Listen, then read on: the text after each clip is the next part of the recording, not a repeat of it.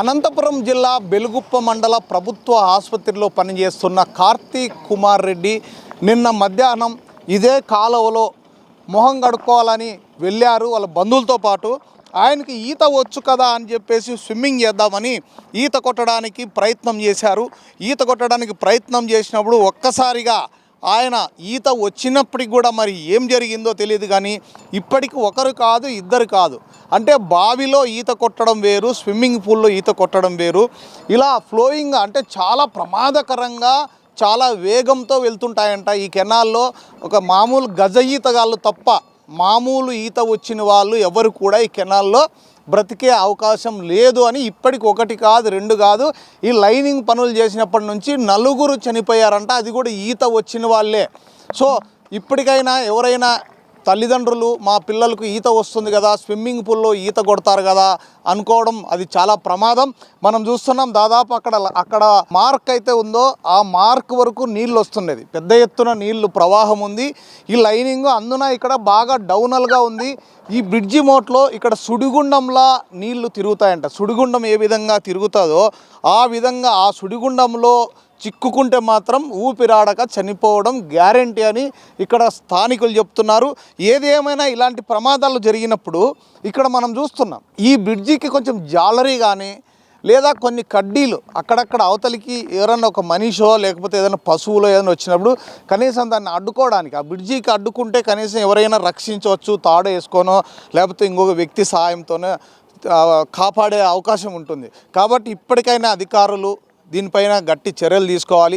ఇంకోటి పైనుంచి కిందికి దిగుతున్నప్పుడు కొంచెం గ్రిల్గా లాంటిది ఏదన్నా వేయాలి, ఆ గ్రిల్ కూడా లేదు. సో ఇప్పుడు ఈ జరిగిన ప్రమాదం జరిగిన తర్వాత చాలామంది ఈ జాలరీ లాంటిది ఏదైనా వేస్తే బాగుంటుంది అని అంటున్నారు. జాలరీ అంటే పూర్తిగా చిన్న రకం కాకపోయినా కనీసం ఒక మనిషి పట్టుకునేటట్లు ఆ కడ్డీలు పట్టుకొని రక్షించుకునేటట్టుగా ఏదైనా ఉంటే బాగుంటుందని స్థానికులు చాలామంది కోరుతున్నారు.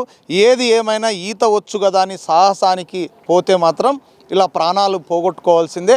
ఇక్కడ స్థానికులు ఉన్నారు, వారిని అడిగి తెలుసుకునే ప్రయత్నం చేద్దాం.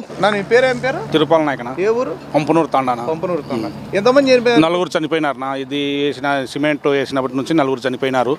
చాలా ప్రమాదకరంగా ఉంది.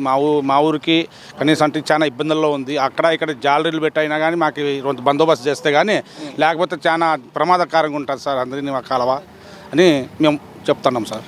జాలరీ అంటే కడ్డీలో ఏదైనా వేసినా పర్వాలేదు, కడ్డీలు ఇట్లా మోరీలు కాడ కడ్డీలు వేసినా కూడా ఏదైనా మాకు బాగుంటుంది, లేకపోతే చాలా ప్రమాదకరంగా ఉంటుంది అని చెప్తున్నాం సార్. నిన్న మధ్యాహ్నం పంపనూరు దాటిన తర్వాత కెనాల్లో ప్రమాదవశాత్తు డాక్టర్ కార్తికేయ కుమార్ రెడ్డి గారు చనిపోయారు.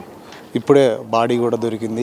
అసలు ఆ ప్రమాదం ఎలా జరిగింది ఏంటి ఇవన్నీ కూడా ఆ బాడీని తీసిన వ్యక్తి ఈయనే లక్ష్మణ్ నాయక్ గారు కనిపించింది. అంటే ఎప్పటి నుంచి ఎతికారు మీరు? రాత్రి నుంచి సార్, రాత్రి నుంచి. మీకు ఎవరు చెప్పారు ఇట్లా జరిగిందని? మాకు అంటే కాలువ కాడికి వచ్చినారు, మేము వస్తుంటే మా డాక్టర్ బండి ఆయన కాడి నుంచి సుమారు 7 గంటల వరకు చూసినాం. మళ్ళీ 7 గంటల నుంచి మళ్ళీ తర్వాత వచ్చినాము. 10-11 వరకు ఉన్నాము, కనపడలేదు, వెళ్ళిపోయినారు.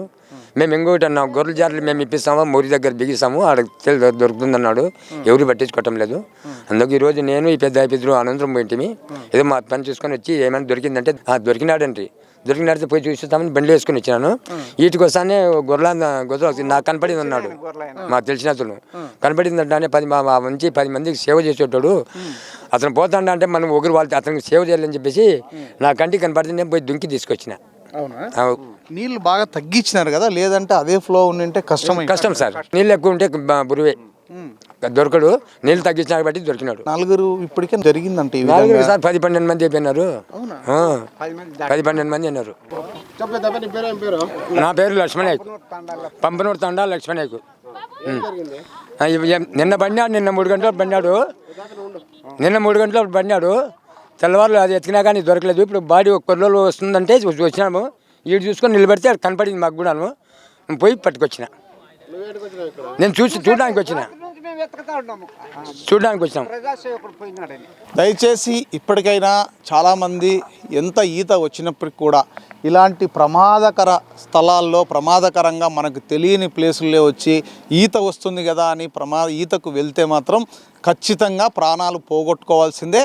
ఇది హెచ్చరిక బోర్డు కూడా పెట్టినారు. అయినప్పటికీ కూడా మరి ఎందుకో ఈత వస్తుందనే ఒక ధైర్యంతో ఏమవుతుందిలే అని. కానీ బావిలో కొట్టే ఈత, స్విమ్మింగ్ పూల్లో కొట్టే ఈతకు ఈ కెనాల్లో చాలా ఫ్లోగా వెళ్తుంటాయి, అంటే చాలా వేగంగా వెళ్తుంటాయి నీళ్ళు. ఆ వేగం దాటికి తట్టుకునే పరిస్థితి కూడా లేదు.